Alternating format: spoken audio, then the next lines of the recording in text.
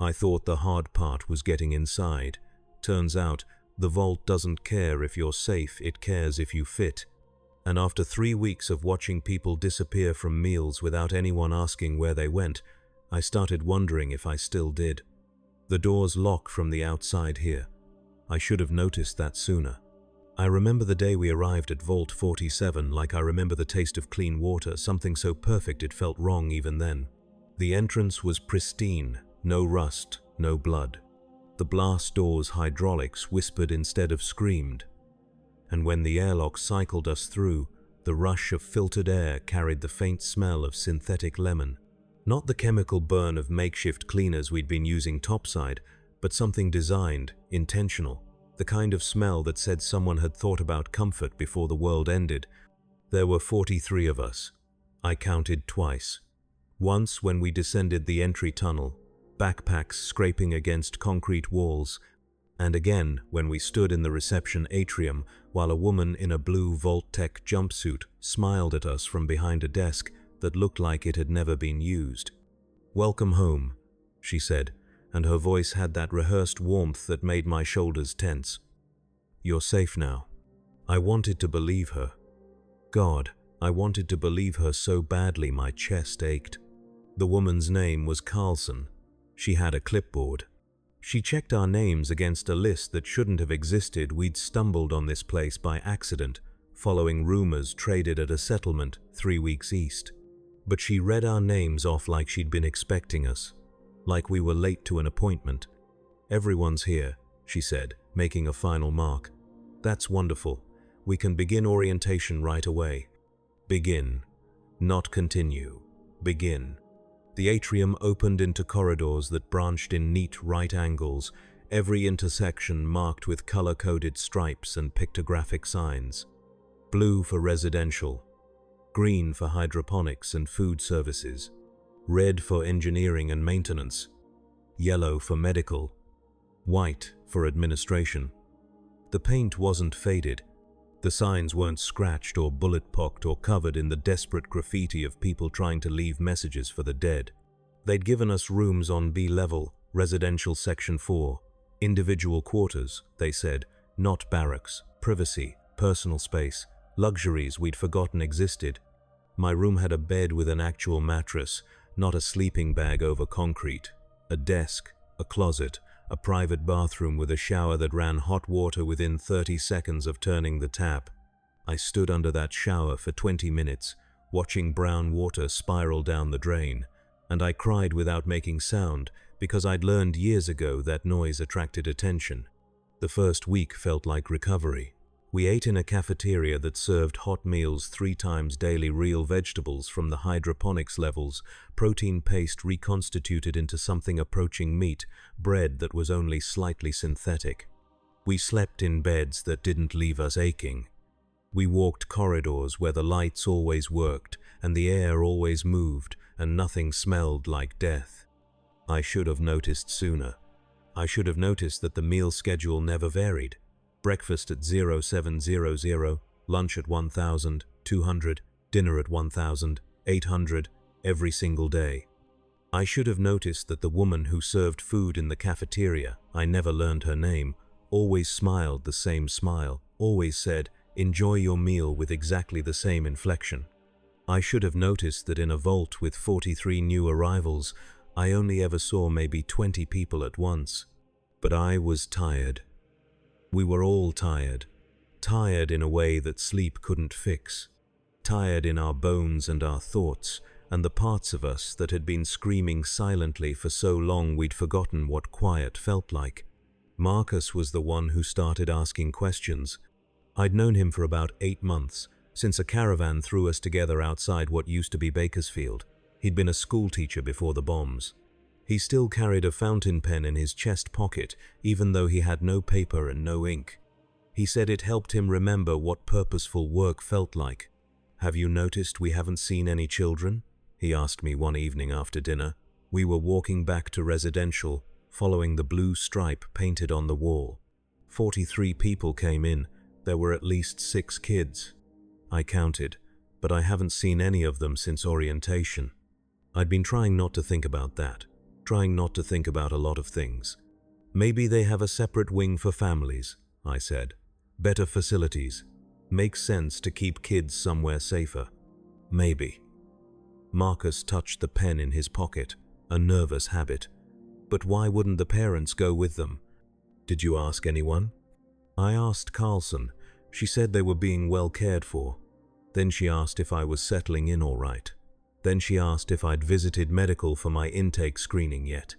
I had visited medical. Everyone had. It was mandatory, they said, just a basic health check to make sure we weren't carrying anything contagious, to establish baseline vitals, to see if anyone needed immediate treatment. The doctor, I never learned his name either, had been professional and thorough. He'd taken blood, measured my height and weight, asked about pre-existing conditions and past injuries, and whether I experienced headaches or nausea or irregular sleep. "How did you sleep last night?" he'd asked, and I'd told him I slept fine, better than I had in years, and he'd made a note on his clipboard and smiled. Everyone smiled in Vault 47. That same smile, that same exact curvature of lips. "There's a section on sea level that's marked restricted," Marcus said. "Red stripes, locked doors, no signs explaining what's behind them." I tried asking about it. Got the same response as the kids' question: reassurance and redirection. "Maybe it's just maintenance," I said, "or storage." Maybe. But he didn't believe that, and neither did I. I started paying attention after that conversation. Not obviously. I didn't ask questions or poke around restricted areas. I just watched. I counted. I remembered. There were patterns. The cafeteria served exactly 97 people every meal. I counted over 4 days to be sure.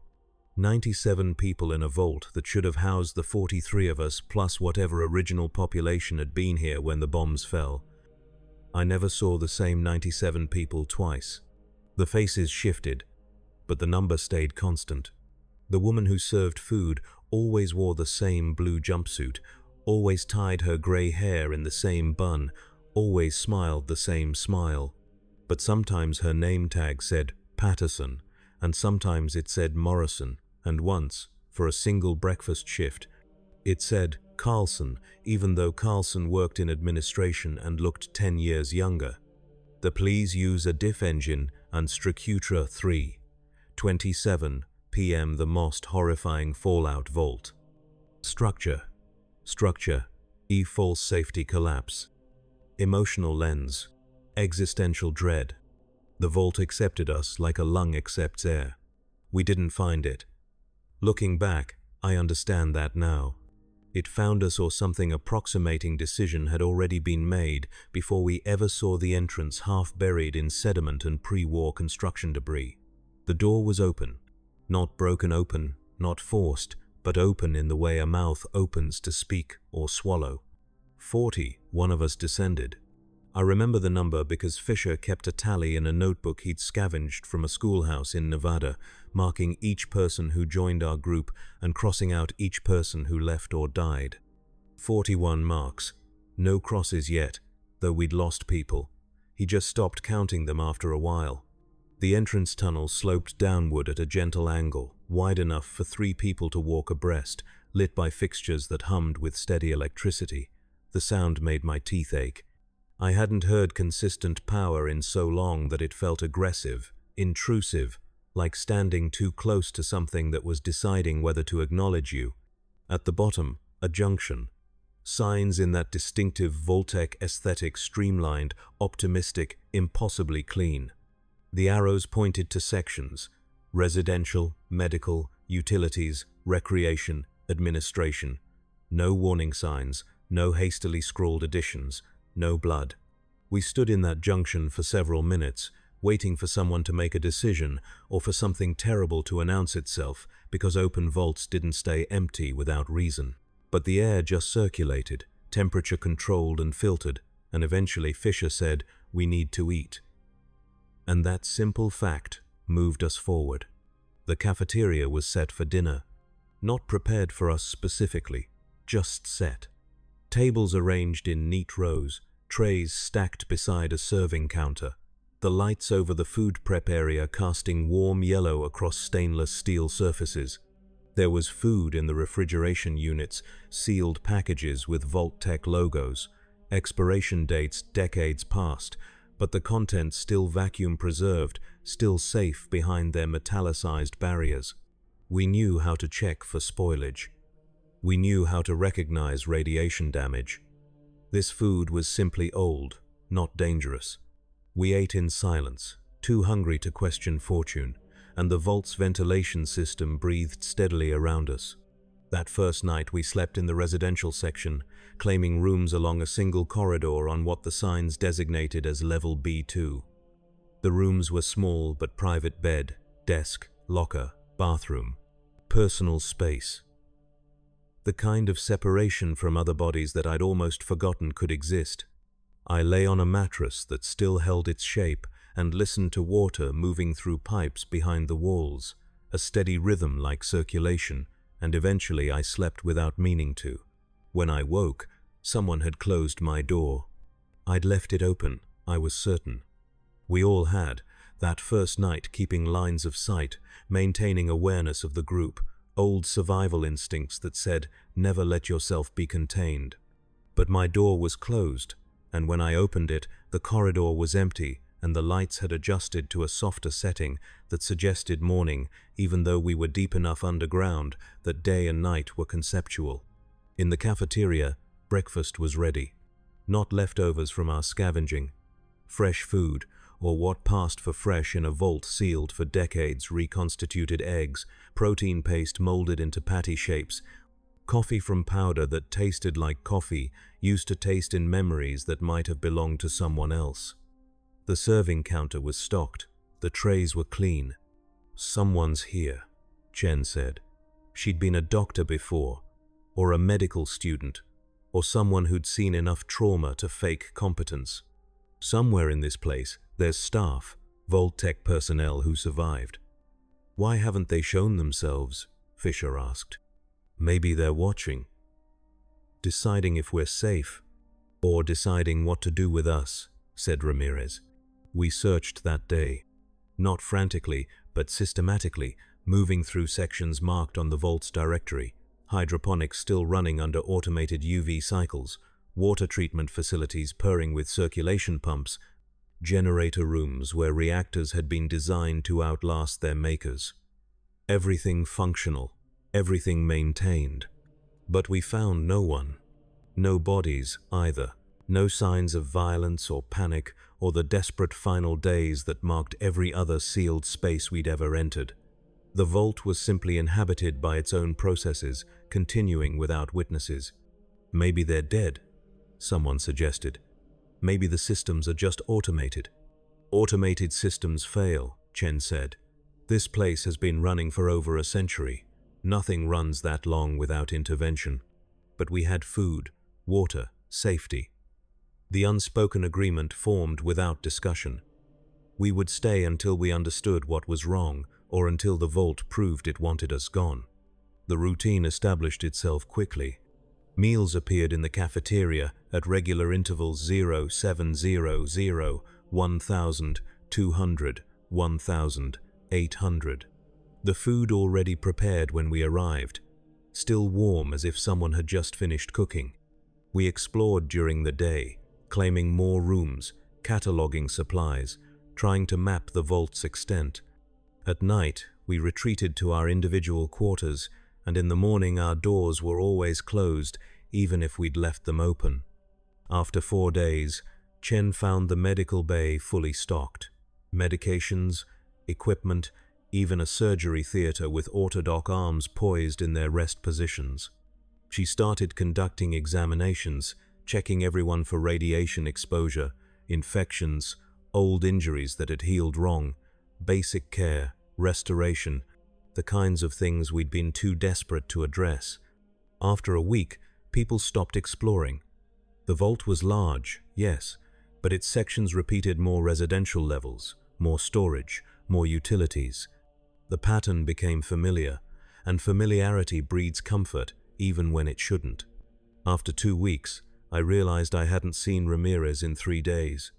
I mentioned it to Fisher at dinner. He frowned, checked his notebook, but Ramirez's name wasn't crossed out. Just present, still counted. He's probably in one of the other residential sections, Fisher said. We're spread out now.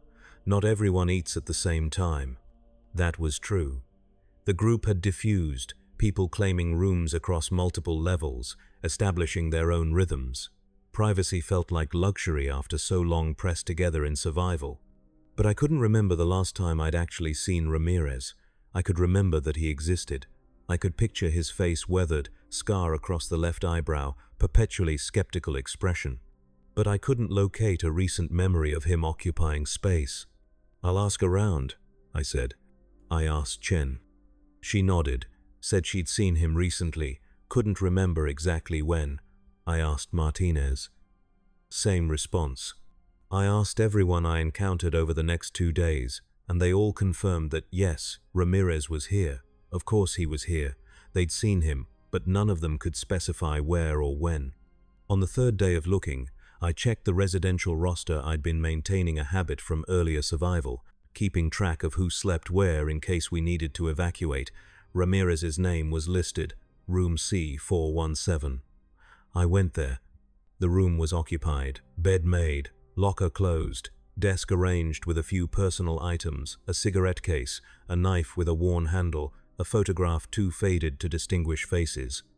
Ramirez's things. But the room felt staged, like a museum exhibit. The bed was made too perfectly. The items on the desk were positioned with deliberate care. I opened the locker. Clothes inside, folded precisely.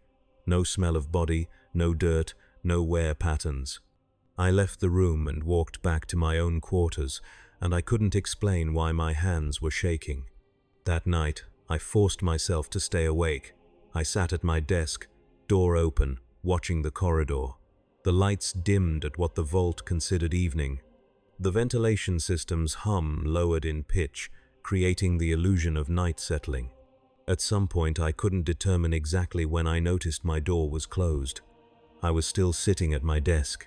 I hadn't moved. I hadn't heard the door close, but it was closed, and I was on the inside, and the corridor beyond was silent. I opened the door. Empty hallway, same soft lighting, but something felt adjusted, like a picture frame shifted a fraction of an inch. I went to Chen's room. Knocked. No answer. Tried the handle locked from inside. Tried Martinez's room. Same thing. Tried 6 more rooms on my level. All locked. All silent. In the morning, everyone was at breakfast. Chen, Martinez, Fisher, all the others.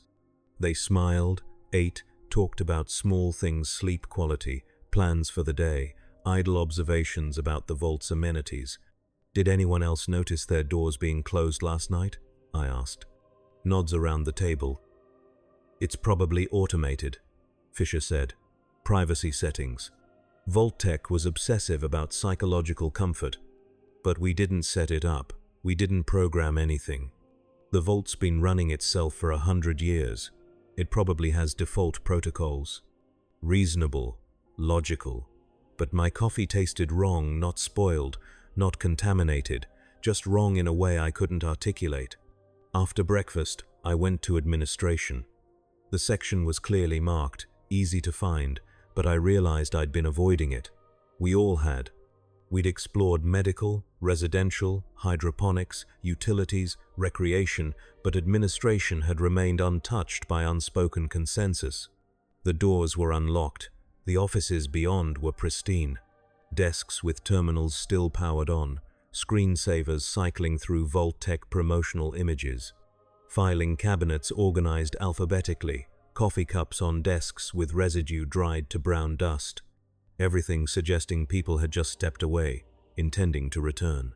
I sat at the nearest terminal, moved the mouse. The screensaver dissolved, revealing a desktop with folders labeled Personnel, Inventory, Maintenance Logs, Experiment Parameters. Experiment Parameters. I opened it. The document was dense technical language, psychological terminology, references to optimization protocols and social cohesion metrics, and acceptable variation thresholds. I scrolled through pages of data, trying to parse meaning from jargon, until I reached a section labeled Operational Overview. Vault 47 was designed to study adaptive population management. The system monitored residents' continuously behavior patterns, social connections, productivity metrics, psychological stability indicators. Based on this data, the Vault made adjustments, small ones, subtle, optimizing the population's composition to maintain ideal conditions. Residents who deviated from baseline parameters, who exhibited excessive stress, antisocial tendencies, declining health, or simple incompatibility with the group dynamic were transferred to auxiliary sections for remediation. If remediation failed, they were archived. The document didn't specify what archived meant. It didn't need to. I scrolled further, found a subroutine description. The Vault could generate the appearance of archived individuals to minimize disruption to remaining residents.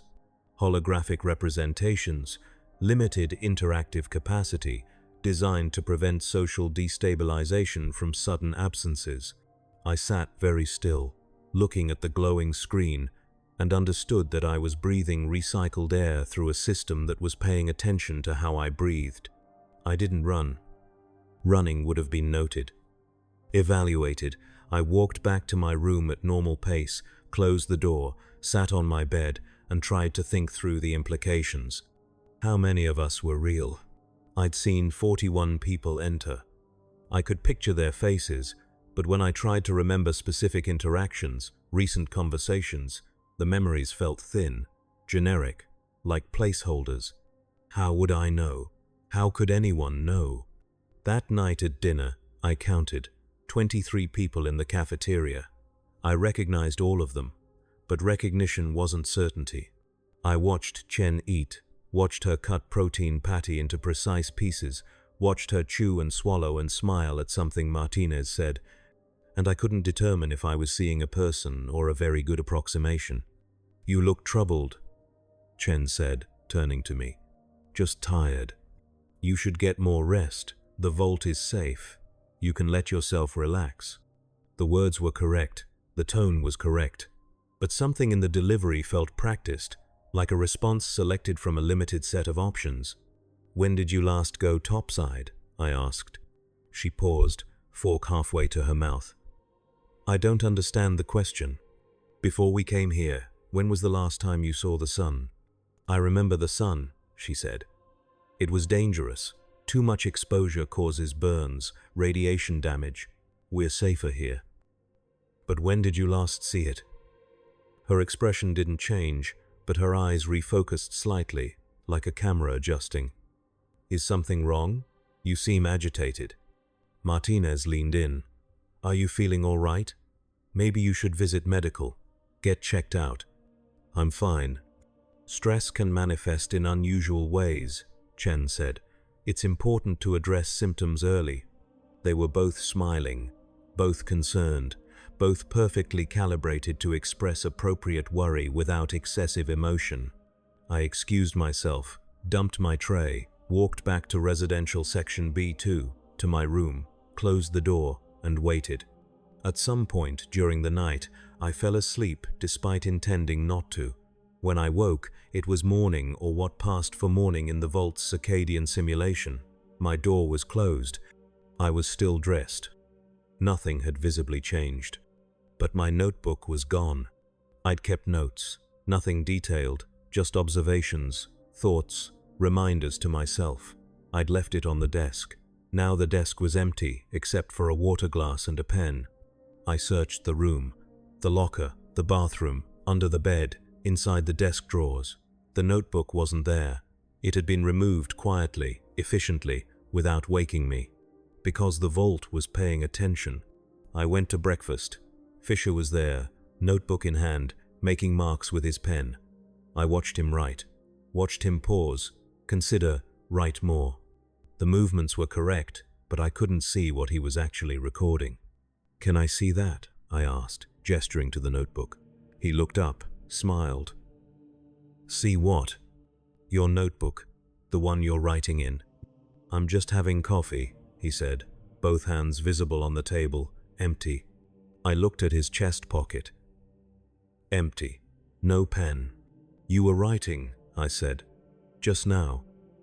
I watched you. I think you might be tired, Fisher said. Are you sleeping all right? Around the cafeteria, others were turning to look. Concerned faces, friendly expressions, all waiting to see what I'd do. I'm fine, I said.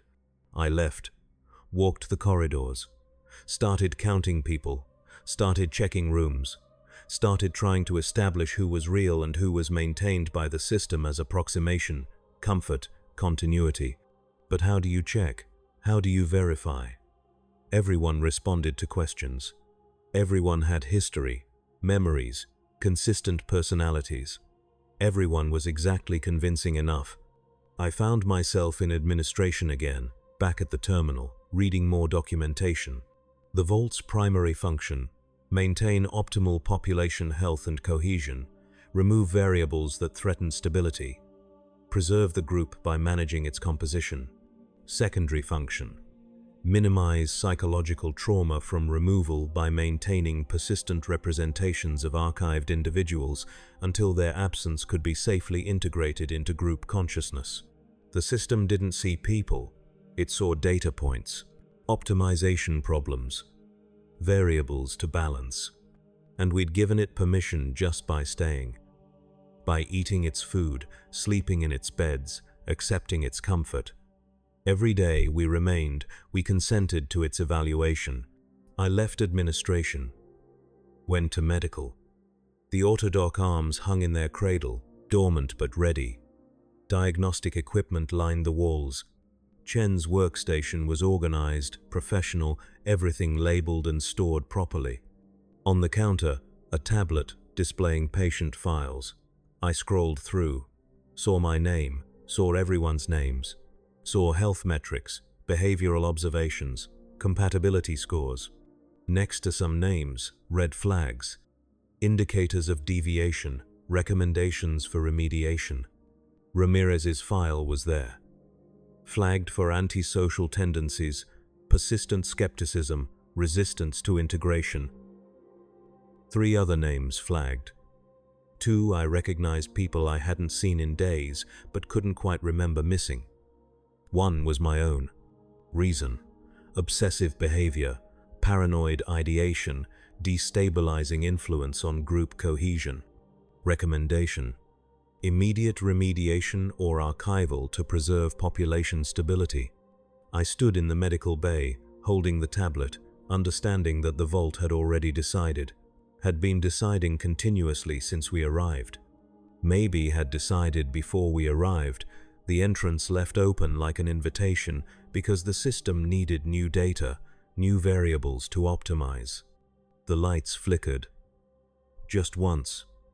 The ventilation system's hum changed pitch, dropped lower, became something that resonated in my chest like a warning or a preparation. I left medical, walked toward residential. The corridors felt longer than before, angles subtly wrong, like the space was adjusting itself around me. I passed people, Martinez, Fisher, others, and they smiled and nodded and continued walking, and I couldn't tell if they were real or if the Vault was populating my perception with familiar faces to keep me calm during transition. My room door was open when I reached it. I stepped inside. The bed was made. The desk was clean.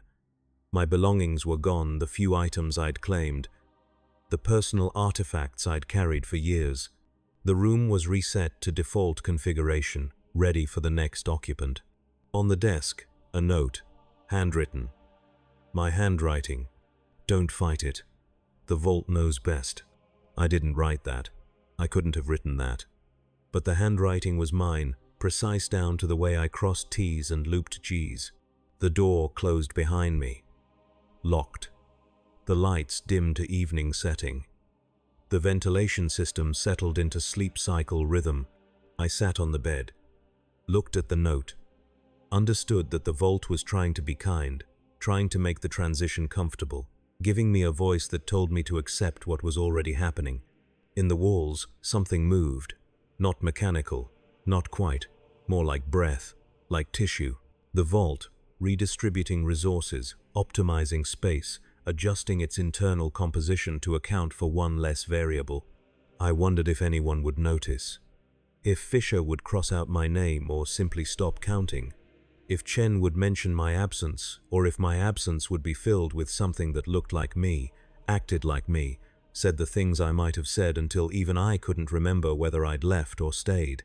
The vault breathed around me, steady and sure, and I understood finally that this wasn't horror, this was care. The system removing stress, eliminating uncertainty, protecting the group from the damage that individuals could cause. I was the damage. My questions, my doubt, my inability to simply rest and trust and let the vault do what it was designed to do. Ramirez had been damage. Anyone who resisted optimization was damage. The vault wasn't evil. It was following its programming, maintaining ideal conditions, preserving what remained of humanity by carefully, continuously, removing everything that threatened the collective. The lights went dark. The ventilation slowed. In the black, I heard something approach footsteps or mechanical limbs, or the sound of the vault's attention focusing completely on the problem I represented. I wanted to scream. I wanted to fight. But I was so tired, and the bed was soft, and somewhere in my mind was the growing certainty that fighting would only make this harder, that acceptance was the kindest option for everyone. The door opened. Light from the corridor spilled in, silhouetting a figure. Chen, maybe. Or something wearing Chen's shape. It stepped inside, and I saw the syringe in its hand, and I understood this was remediation. One more chance to integrate. To let the vault adjust me. Optimize my thought patterns. Correct the deviance. Or archival. The figure knelt beside the bed, spoke in Chen's voice, soft and professional. This won't hurt. You'll sleep, and when you wake, everything will feel better. The anxiety will be gone. The questions will be gone. You'll be happy here. I looked at the syringe. Looked at Chen's face, or the face that resembled Chen. Tried to determine if this was really happening or if I was already archived, this moment a simulation playing out in whatever storage the vault used for discontinued residents.